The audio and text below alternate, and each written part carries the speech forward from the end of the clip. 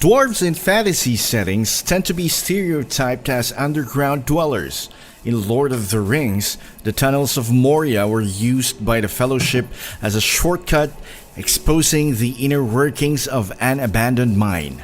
The mine itself was dug so deep that it disturbed the dwellers below, particularly of a Balrog, which they later defeated.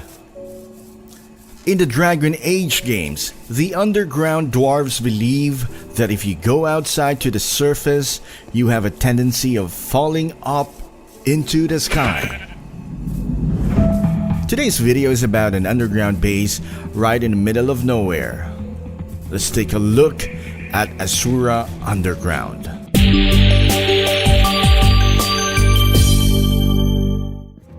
I'm the Saint, I'm the King, I'm the Spider, and today we're gonna take a look at things, places, and events that came to pass, but I was fortunate enough to be there to witness it before anarchy stepped in.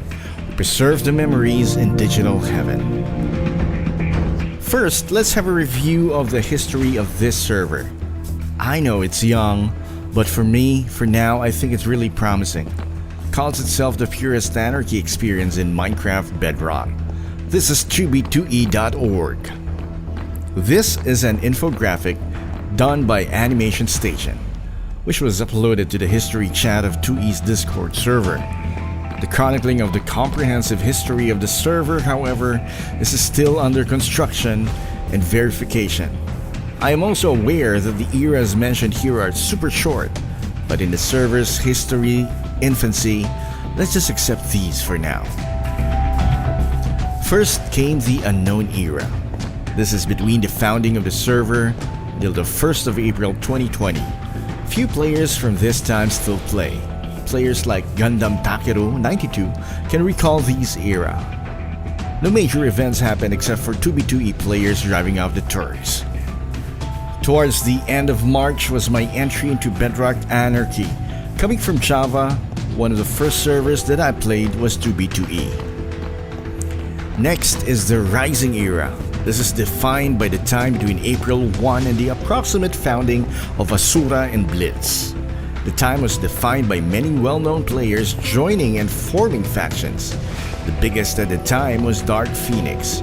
This is a time of growth and struggle in the server.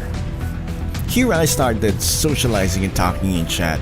At the same time I was taking up a subject which required us to make videos. I chose 2b2e to populate my storyboards.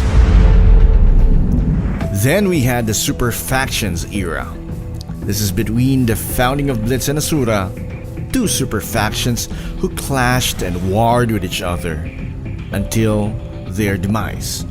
This time is said to be the liveliest so far, with scores of new players joining every day. What really defined this time was the Salt Wars.